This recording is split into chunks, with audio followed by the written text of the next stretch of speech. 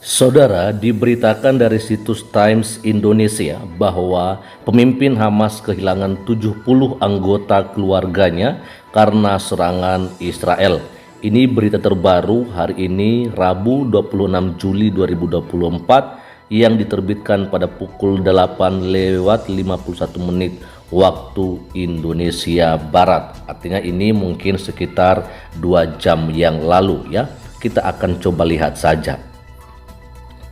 Dikatakan bahwa Kepala Biro Politik Hamas yaitu Ismail Haniyeh telah kehilangan 70 orang anggotanya di Gaza setelah Selasa 25 Juni 2024 Israel membombardir kamp Al-Shati yang menyebabkan 10 anggota keluarganya meninggal dunia. Ya. Lanjut saja, dilansir dari Al Jazeera, ke-10 anggota keluarga Haniyeh yang menjadi korban tentara Israel Selasa kemarin antara lain Zahr Abdel Salam Haniyeh, Nahid Haniyeh Abu Ghazi, Iman Haniyeh Ghazi, Ismail Nahid Haniyeh, Muhammad Nahid Haniyeh, Muhammad Nahid Haniyeh, Zahra Nahid Haniyeh, Amal Nahid Haniyeh, Sahad Nahid Haniyeh, dan Sumaya Nahid Haniyeh. Jadi jumlahnya ada 10 orang ya. Lalu dikatakan bahwa pada April lalu serangan udara Israel di Gaza Tengah juga membunuh 3 putra dan 4 cucu Haniyeh, dan militer Israel menuduh mereka melakukan kegiatan teroris ya. Lalu Ismail Haniyeh saat itu mengatakan sekitar 60 anggota keluarganya telah meninggal dunia sejak perang Israel di Gaza pecah pada tanggal 7 Oktober 2023 yang lalu ya. Oke, lanjut saja ya. Dikatakan bahwa perang tersebut telah menyebabkan lebih dari 37.600 orang warga Palestina menjadi korban meninggal dunia ya. Lalu menurut kelompok Palestina dan Badan Pertahanan di kamp pengungsi Shati di Gaza Utara, serangan udara Israel telah menewaskan 10 anggota keluarga pemimpin Hamas Ismail Haniyeh. Ya, Hamas mengatakan pada hari Selasa bahwa mereka menganggap pemerintahan Presiden Amerika Serikat yaitu Joe Biden bertanggung jawab atas kelanjutan perang pemusnahan terhadap rakyat Palestina di jalur Gaza. Nah, ini dia adalah seorang Ismail Haniyeh ya, kepala bidang politik di kelompok milisi Hamas. Ya, lanjut saja, disebutkan bahwa Amerika Serikat terus memberikan Israel perlindungan politik dan militer serta waktu untuk penghancuran dan pemusnahan di jalur Gaza ya. Mahmoud Basal, juru bicara Badan Pertahanan Sipil, mengatakan kepada kantor berita AFP bahwa serangan pada hari Selasa pagi itu menargetkan rumah keluarga Haniyeh di Shati ya. Ada 10 orang yang menjadi martir akibat serangan itu, termasuk Zahra Haniyeh, saudara perempuan Kepala Biro Politik Hamas yaitu Ismail Haniyeh, kata Basal, seraya menambahkan bahwa sejumlah jenazah kemungkinan masih berada di bawah reruntuhan. Ya, jadi dari antara 10 orang anggota keluarga dari Ismail Haniyeh, dia juga mempunyai seorang saudara perempuan yaitu Zahra Haniyeh yang menjadi korban ya. Lalu kemudian ini disampaikan, kami tidak memiliki peralatan yang diperlukan untuk mengevakuasi mereka, katanya lagi. Kru pertahanan sipil memindahkan jenazah ke rumah sakit Al-Ahli dekat kota Gaza, kata Basal yang juga melaporkan beberapa orang terluka dalam serangan itu. Dalam sebuah pernyataan, Hamas menyerukan komunitas internasional dan PBB untuk memikul tanggung jawab mereka terhadap kejahatan mengerikan yang sedang berlangsung ini. Nah, ini dia mulai lagi teman-teman ya, ada propaganda nih. Lalu mereka juga minta agar diambil tindakan segera untuk melindungi warga sipil yang tidak bersalah dan meminta pertanggung pertanggungjawaban pertanggungjawaban para pemimpin Israel teroris pendudukan atas kejahatan mereka. Oke, ini mereka mengklaim kalau pemimpin Israel teroris. Oke. Lalu militer Israel menyebutkan 2 bangunan menjadi sasaran semalam di Sati dan Daras Tufah. Itu diklaim bahwa tempat itu sebagai persembunyian para pejuang yang terlibat dalam serangan 7 Oktober ya. Namun pernyataannya yang diposting di media sosial tidak menyebutkan penyerangan terhadap rumah keluarga Haniyeh. Ismail Haniyeh sendiri pada hari Selasa mengeluarkan pernyataan dengan mengatakan bahwa setiap proposal gencatan senjata yang tidak menjamin diakhirinya serangan Israel di Gaza bukanlah sebuah perjanjian. Ya, jika musuh kriminal itu berpikir bahwa menargetkan keluarga saya akan mengubah posisi kami atau kelompok perlawanan, mereka hanya berkhayal, bunyi pernyataan itu. Lalu di bagian terakhir, komentar Kepala Biro Politik Hamas yaitu Ismail Haniyeh itu muncul ketika juru bicara pertahanan sipil Gaza Mahmoud Basal mengatakan bahwa pasukan Israel sengaja menargetkan 5 kamp pengungsian dalam waktu kurang dari 48 jam. Nah, teman-teman kira-kira bagaimana nih ya komentarnya soal apa yang kita bacakan ya di dalam berita ini? Ada yang mungkin bisa saya berikan sedikit respon ya, karena tadi dikatakan di sini.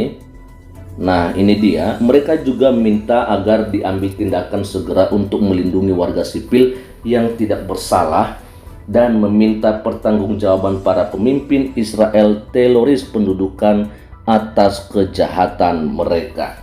Nah, sebenarnya sudah berkali-kali saya bagikan kepada kita ya teman-teman ya, bahwa ini sebenarnya adalah sebuah propaganda yang biasa dilakukan oleh kelompok milisi Hamas ya, di mana mereka ya mengambil atau meminta perhatian dari dunia agar menyoroti Israel dalam hal ini, sehingga seakan-akan Israel memang target mereka itu bukan hanya kelompok milisi Hamas, tetapi menyasar sampai kepada warga sipil ya kan, yang ada di wilayah Gaza.